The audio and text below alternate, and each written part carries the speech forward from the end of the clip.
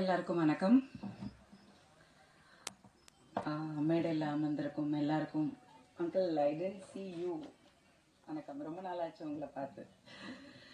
So எல்லாருக்கும் வணக்கம், media நண்பர்கள் எல்லாருக்கும் வணக்கம். ராஜசேகர் மாஸ்டராக தான் எனக்கு தெரியும். ஸோ நம்ம நிறைய பேர் இப்போ வந்து அம்மா ராஜசேகர் தெலுங்கு டைரக்டர், தெலுங்குல மிகப்பெரிய ஒரு சக்ஸஸ்ஃபுல் பர்சனாக ஒரு டைரக்டரா ஆக்டரா பார்க்குறோம். பட் எனக்கு வந்து தெரிஞ்ச ராஜசேகர் மாஸ்டரை பற்றி நான் சொல்கிறேன். மிகப்பெரிய படங்கள், மிகப்பெரிய சூர்யாலாம் வந்து இந்த அளவுக்கு டான்ஸ் ஆட முடியுமா அப்படின்றது வந்து உங்கள் எல்லாருக்கும் இன்னைக்கு தெரியும். ஆனால் மாஸ்டர் வந்து அன்னைக்கு ஒர்க் பண்ணதை நான் கண்ணால் பார்த்துருக்கேன். ஸோ சந்தீபோமான்ற படம் வந்து சூர்யா பண்ணது உங்கள் எல்லாருக்கும் எத்தனை பேருக்கு ஞாபகம் இருக்குன்னு எனக்கு தெரியல. But my sister Preetha acted in that film. First Tamil film வந்து பிரீதா பண்ணது வந்து சந்தீபோமா. ஸோ மாஸ்டர் வந்து நாங்கள் நிறைய ட்ராவல் பண்ணோம். அந்த படம் சாங்ஸ் எல்லாம் மாஸ்டர் பண்ணாங்க. ஸோ நார்த் இந்தியா ஃபுல்லாக வந்து ட்ராவல் பண்ணோம். I used to do styling and makeup and hair dress எல்லாமே.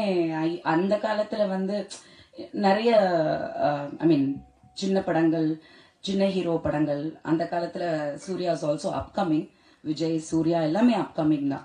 ஸோ அந்த டைமில் வந்து பார்த்தீங்கன்னா சின்ன குரு, இத்தனை பேர் தான் போக முடியும் அப்படின்ற ஒரு சூழ்நிலையில் வந்து மாஸ்டர் வந்து அந்த பாடல்கள் பண்ணாங்க. அப்போது எவ்வளோ அவங்க சிரமப்பட்டாங்க, சூர்யா எவ்வளோ ஹார்ட் ஒர்க் போட்டாங்க. அதே சமயத்தில் that is the journey.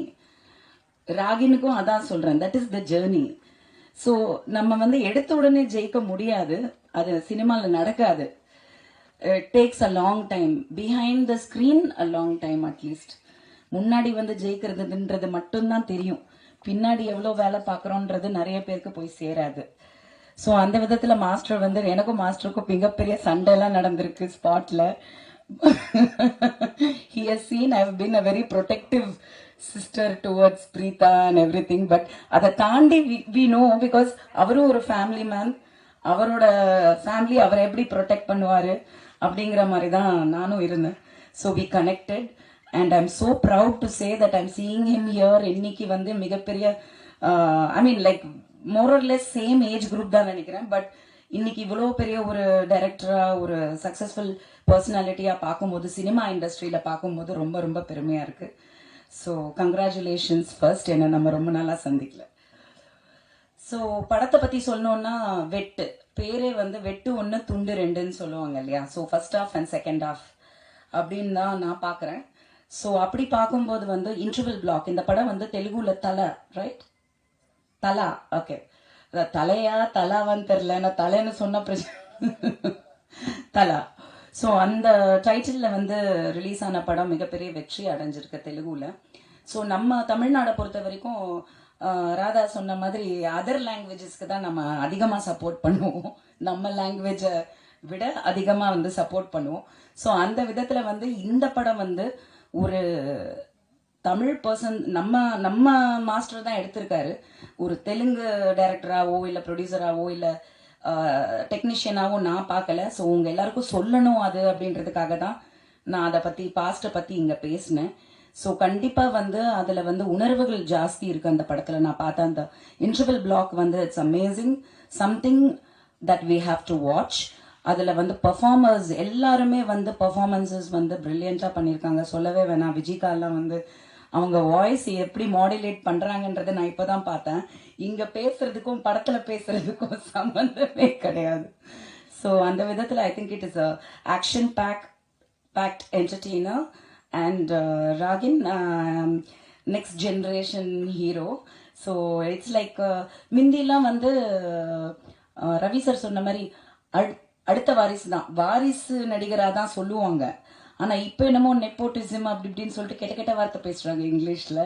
But அது எப்படி வேணா சொல்லுங்க, it is a part of our blood, our DNA. And அப்படி தான் மைண்டு ஒர்க் ஆகும்னும் போது நீங்கள் நல்லா படிங்க, தப்பே கிடையாது. நீங்கள் என்ன படிக்கிறீங்கன்றது வந்து முக்கியமே கிடையாது, நாலேஜ் தான் எல்லாமே. ஸோ நீங்கள் சினிமாவில் படிக்கலாம், எந்த இண்டஸ்ட்ரியில் வேணால் படிக்கலாம், ஆனா சினிமாவை பிளான் பியா வச்சிடாதீங்க. Keep it as your only option, first and only option. அதுலயே நீங்க கான்சென்ட்ரேட் பண்ணுங்க. Gather knowledge all your way, but do or die. அதுல மட்டும் தெளிவா இருங்க. Because cinema is never an option. So I wish him all the best and all the team and everybody all the best. And media நண்பர்கள் நினைச்சா வந்து ஒரு படத்தை கொண்டு போய் கண்டிப்பா மக்கள் கிட்ட சேர்க்கலாம். ஸோ தயவு செஞ்சு ரிவ்யூஸ் சரி, எல்லாமே சரி, எல்லா படங்களுக்கும் நீங்க தப்பா கூட எழுதுங்க, உண்மை எழுதுங்க, தப்பு கிடையாது. ஆனா கொண்டு போய் சேருங்கன்றதான் சொல்றோம். பெரிய படங்களுக்கு வந்து போற விமர்சனங்கள் வந்து ஜாஸ்தி இருக்கு, கிரிட்டிசிசம் கூட ஜாஸ்தி இருக்கு. ஏன் வந்து எல்லா படங்களுக்கும் நீங்க எழுத மாட்டேங்கிறீங்கன்றது வந்து மிகப்பெரிய கொஸ்டினா இருக்கு. நிறைய படங்கள் ரிலீஸ் ஆகுது, எல்லா படங்களும் ரிவ்யூஸ்ல வருதா என்றது இல்ல. அது ஏன்? இங்க வரும்போது எல்லாரும் எத்தனை பேர் வர்றீங்களோ அத்தனை பேர் தான் வர்றீங்க, ஓகே. பட் அதே இம்பார்ட்டன்ஸ் கொடுங்க, திட்டுங்க, எங்களை திருத்துங்க, ஆனா நீங்க எழுதுங்க, குரல் கொடுங்கன்றது தான் என்னோட கோரிக்கை. ஒரு ப்ரொடியூசர், டைரக்டர் அண்ட் ஆக்டரா நான் கேட்கிறேன். பிகாஸ் எல்லா படங்களுக்கும் ரீச் வேணும், மக்கள் கிட்ட போய் சேரணும். அது நெகட்டிவா இருந்தாலும் சரி, பாசிட்டிவா இருந்தாலும் சரி, கொண்டு போய் சேருங்க. So I wish the team all the best and congratulations. Thank you.